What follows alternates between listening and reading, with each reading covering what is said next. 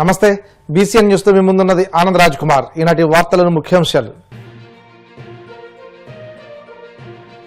YCP పాలనలో రాష్ట్రం 6.94 లక్షల కోట్లు జీఎస్డీపీ నష్టపోయిందన్న సీఎం చంద్రబాబు ఆర్థిక వ్యవస్థను విధ్వంసం నుండి ప్రగతి పథం వైపు నడిపిస్తున్నామని వెల్లడి. ఈ నెల 7న చీరాలలో ముఖ్యమంత్రి చంద్రబాబు పర్యటన ఏర్పాట్లు పరిశీలించిన మంత్రి కొలుసు పార్థసారథి, బాపట్ల జిల్లా కలెక్టర్ వినోద్ కుమార్. వైసీపీ హయాంలో రివర్స్ టెండరింగ్, రాజకీయ జాప్యం వల్ల భోగపురం ప్రాజెక్టు 3 ఏళ్లు వెనక్కి వెళ్ళింది. విశాఖ దక్షిణ నియోజకవర్గ ఎమ్మెల్యే వంశీకృష్ణ శ్రీనివాస్ విమర్శ.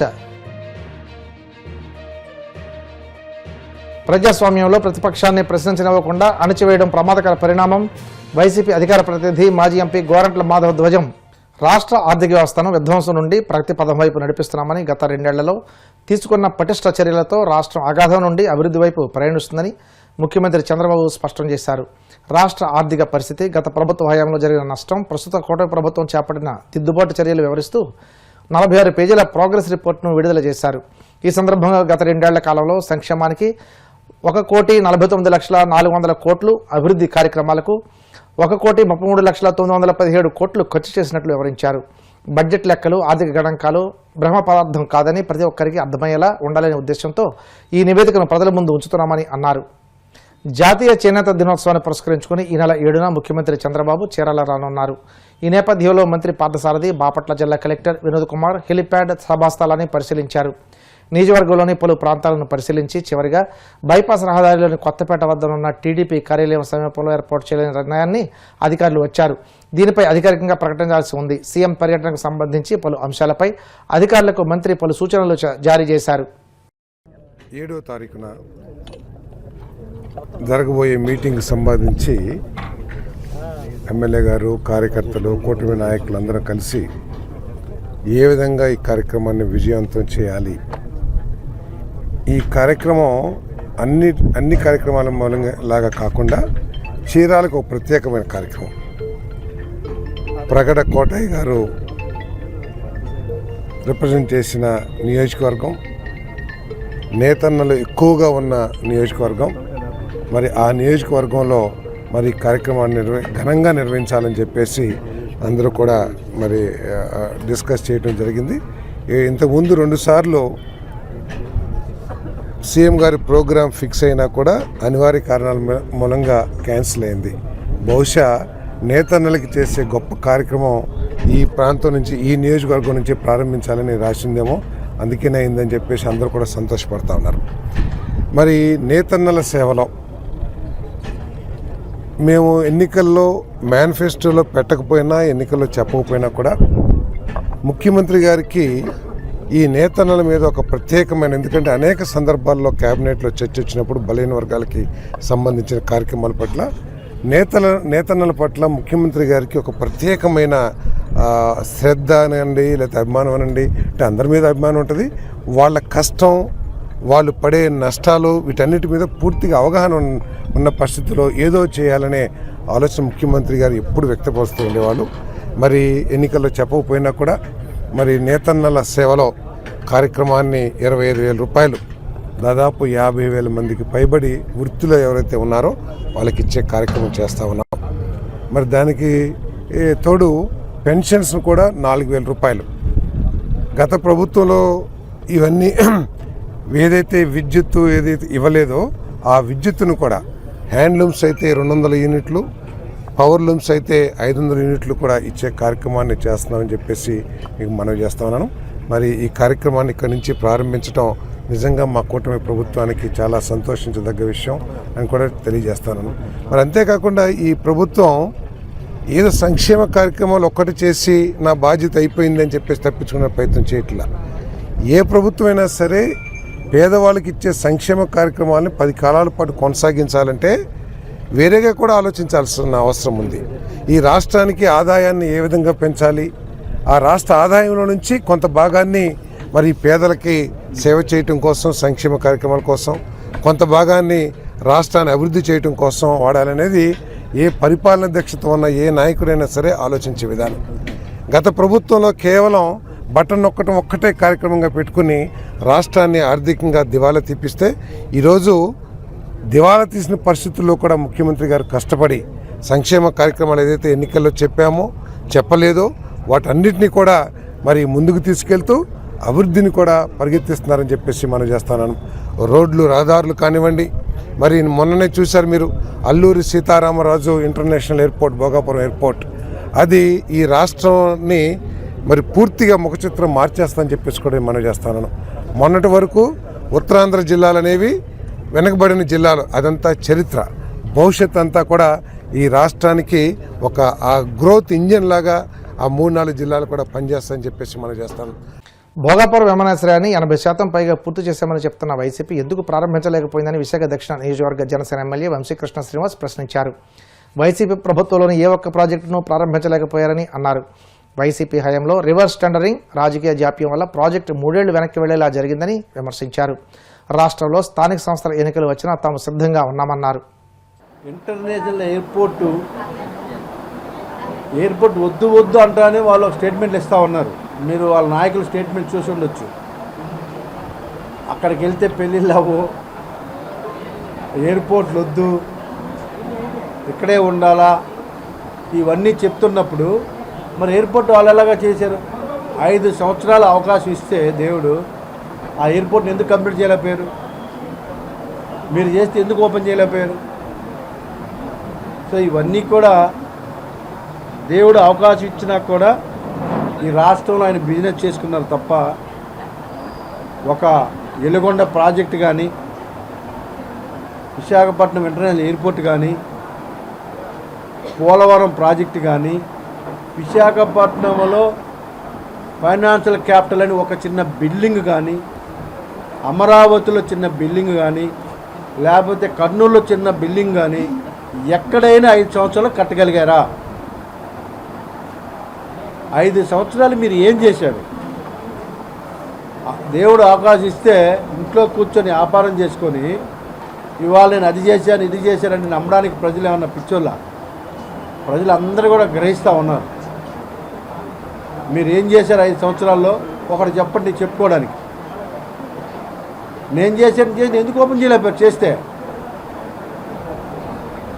మీరు ఏం చేసినా ఓపెన్ చేసేయచ్చు కదా.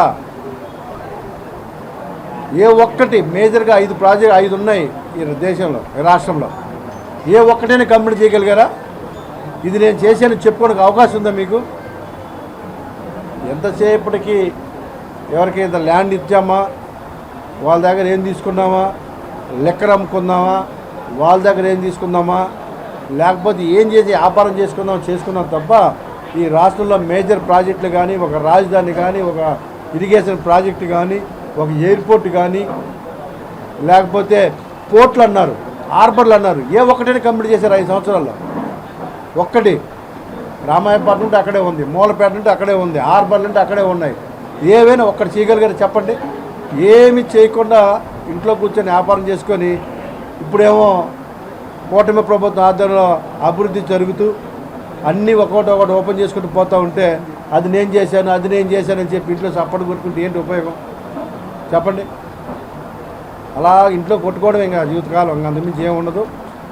సో కూటమి ప్రభుత్వానికి అద్భుతమైనటువంటి అభివృద్ధిలో దూసుకుపోతున్నందుకు ప్రత్యేకంగా ధన్యవాదాలు తెలియజేస్తున్నాం ముఖ్యమంత్రిగా దింపుతున్నాం. ఎంత పర్సెంటేజ్ మీరు చెప్తున్నారు కదా, ఏ ఒక్కటి నేను ఇప్పుడు 10 చెప్పా, 10లో ఒక్కటి చేయొచ్చు కదా.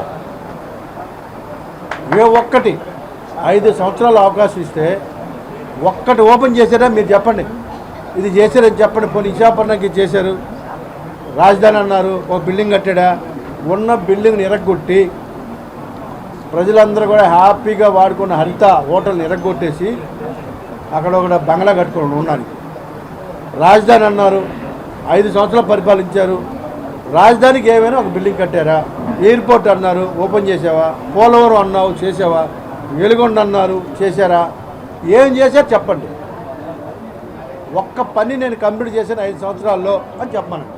కూటమి ప్రభుత్వం బీసీ సామాజిక వర్గాలను లక్ష్యంగా చేసుకుని కక్ష సాధింపు రాజకీయాలకు పాల్పడుతుందని వైసీపీ అధికార ప్రతినిధి మాజీ ఎంపీ గోరంట్ల మాధవ్ విమర్శించారు. ప్రజాస్వామ్యంలో ప్రతిపక్షాన్ని ప్రశ్నించనివ్వకుండా పోలీసు వ్యవస్థను దుర్వినియోగం చేస్తూ తప్పుడు కేసులు, లాఠీ ఛార్జీలు, వేధింపులతో అణచివేతకు పాల్పడుతుందని ఆగ్రహం వ్యక్తం చేశారు. ఉరవకొండలో జరిగిన ఘటనతో పాటు రాష్ట్రంలోని పలు ప్రాంతాల్లో వైసీపీ బీసీ నేతలు కార్యకర్తలపై నమోదవుతున్న కేసులు కూటమి ప్రభుత్వ కక్ష సాధింపు ధోరణికి నిదర్శనమన్నారు. బీసీలపై వివక్ష, రాజకీయ వేధింపులు మానుకుని ప్రభుత్వం ప్రజాస్వామ్య విలువలను గౌరవించాలని గోరంట్ల మాధవ్ డిమాండ్ చేశారు. వ్యతిరేకమైన పనులను చేసినప్పుడు కానీ నిశితంగా ప్రతిపక్షం అనేది గమనిస్తూ ఉంటుంది, చూస్తూ ఉంటుంది. వాటిని విమర్శిస్తుంది, అడుగుతుంది, పెన్ను పెట్టి రాస్తుంది, లేదా పాటల రూపంలోనో ఆటల రూపంలోనో ప్రభుత్వం చేస్తున్నా లేదా పాలకపక్షం చేస్తున్న చర్యలను తూలనాడుతుంది, ప్రశ్నిస్తుంది. వాటిని ఈ కూటమి ప్రభుత్వం సహించలేక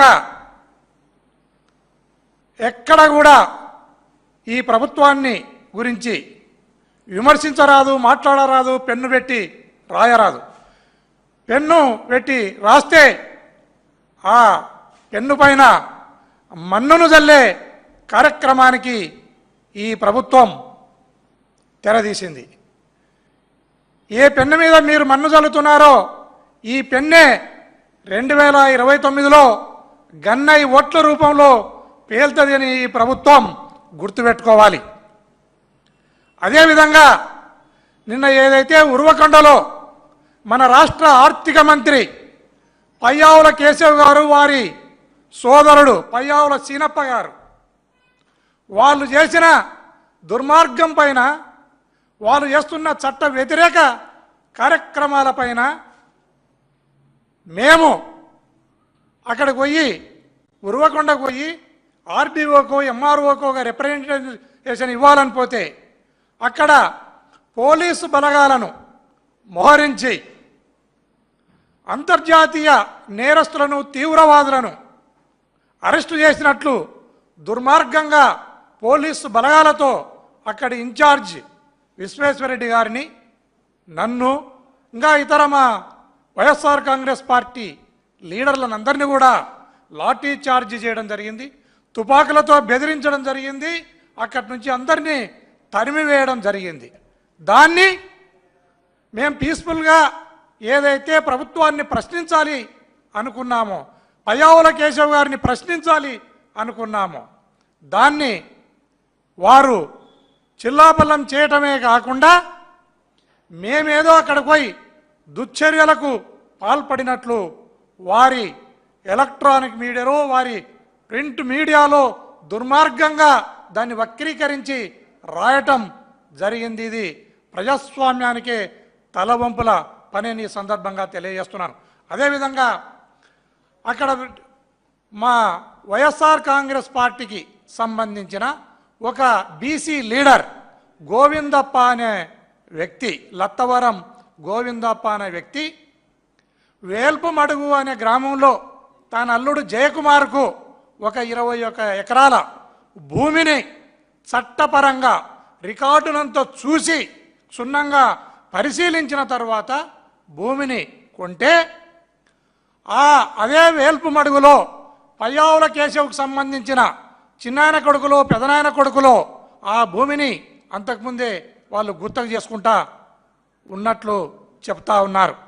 ఆ భూమిని వాళ్ళ చేజారి పోనివ్వకుండా ఆ భూమిలో ఒక లిటిగేషన్ని పెట్టి ఈ లత్తవరం గోవిందప్ప ఎవరైతే ఉన్నారో అతని ఇంటికి పయ్యావుల సీనప్ప, అంటే పయ్యావుల కేశవ్ బ్రదర్ పయ్యావుల సీనప్ప లత్తవరం గోవిందింటికి వాళ్ళ కమ్మళ్ళ తన్ను వాళ్ళ బంధువులను లత్తవరం గోవిందప్ప ఇంటికి పంపించి నువ్వు భూమినన్నా వదులుకోవాలి, పార్టీ అన్నా మారాలి అనే అల్టిమేటంను జారీ.